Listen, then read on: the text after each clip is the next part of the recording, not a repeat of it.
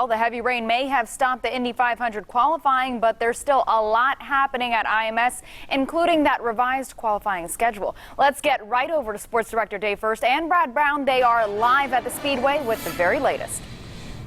Hi, Melissa. Thanks, and welcome everybody back to the Indianapolis Motor Speedway. It was fun to listen to Alan Bestwick call last year's racing. That was a heck of a race last year. Great finish. I wish I was there. I wish I had seen it on TV. Right. The thing is, you go on social media and people are actually tweeting about, hey, that was a great race. Right. Yeah. No, he didn't. Ryan Hunter-Reay did not win the second time. It would have been shocking if Elio had come back and won that rebroadcast. Right there. But there's an alternate ending. Breaking news on the DVD. On the DVD extra. But anyway, I'm sorry. Qualifying today, there was hope in the beginning. Things were dry. Carlos Huertas went out first, and then it was Ryan Hunter-Reay's turn. The aforementioned Indy 500 champion got out there today. Now, his best lap this week was a 2:29.0. This morning in practice, all of a sudden he goes 2:30 by himself, and then a four-lap average here at 229.845. And you're thinking, uh-oh, here come the Honda guys. That team worked hard all week to try and find the speed early on. The Honda guys were not impressed with what they had, but it really came around for him on Thursday and Friday. And then the rains came. Ryan Hunter-Reay's qualifying effort washed out. We caught up with him after he came off the track. It doesn't look very good for the rest of the weekend.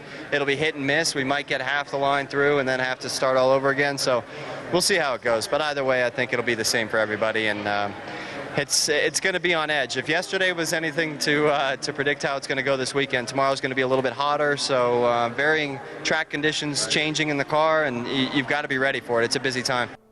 Yeah, at that point, everybody had some hope. So did Ryan Hunter-Reay until this. Lots of rain after that hit the Indianapolis Motor Speedway, and Scott Dixon was out there, and he was going 2:30 or so, and you see what happened after that. He actually went 2:31 and change on his first lap, was well on his way to a good run, but yeah, when the rains came, they came hard, and it did not let up, and right about 2 o'clock, they called it a day. So much disappointment back in the garage area as well, because everybody's getting amped up for qualifying, and then Mother Nature has another decision to make. Let's catch up with some of the guys afterwards. It's the way it goes around this place in May. It's always very unpredictable, as is tomorrow. So that's some of the anxiety. But I think I say same for everybody, but it could be a conditions change, and it really changes things. Disappointing? Yeah, I mean it's a bummer whenever any rain out at the Speedway, especially on a big day like qualifying. So it is what it is. Same for everybody. At least not too many people had wasted runs. Everybody wanted to get out there today, right? Yeah, for sure. It would have been cool to get a run out there, but it is what it is, and everybody's in the same boat. But yeah, it would have been cool to see how it felt out there for once, really by ourselves. I don't know. I thought we'd get about 15 cars in, to be honest. Maybe I was a little too optimistic. But then again, with everything being pushed back to 12:30 start, that kind of hurt us a little bit. What do you do? Go home, get some rest, sleep, watch some hockey. I don't know. I don't know either. We don't know. No idea. Columbus Blue Jackets, are they still playing? No, I think the Blackhawks might be on. We'll see. Whatever. There you go. So much rain, though. What we should have done, gone down to the Dollar General store and get like 33 rubber duckies. Yeah. Because there was a river going down. We could have floated them from about the start finish and made turn one, I think. I tell you what, though, the crews have been working so hard over the last several. I mean, this goes back to New Orleans.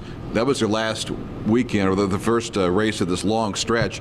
The crew guys, they were out here quickly. They're like, we're going home. Yeah. Because they might deserve an afternoon off. Once they rang the bell at 2 o'clock and said we're done, everybody kind of took off, because there's going to be a grind to get through Sunday. You got to practice coming up on Monday after that, and then race week is here. All right, so here's the updated schedule for tomorrow, and Alan Bestwick touched on it a little bit. Practice tomorrow morning at 8 a.m., 2 20-minute sessions. They divide the field in half, and then we start qualifying into full field qualifying with each car getting one pass. That begins at 10 a.m. The Fast 9 then advanced to the Fast 9 shootout in a 45-minute session, which, by the way, you can see live right here on RTV6 at ABC. And then after that, from 3 to 3:45, a 45-minute session for the 4 slowest cars to fight for those last 3 spots, essentially row 11. So qualifying tomorrow.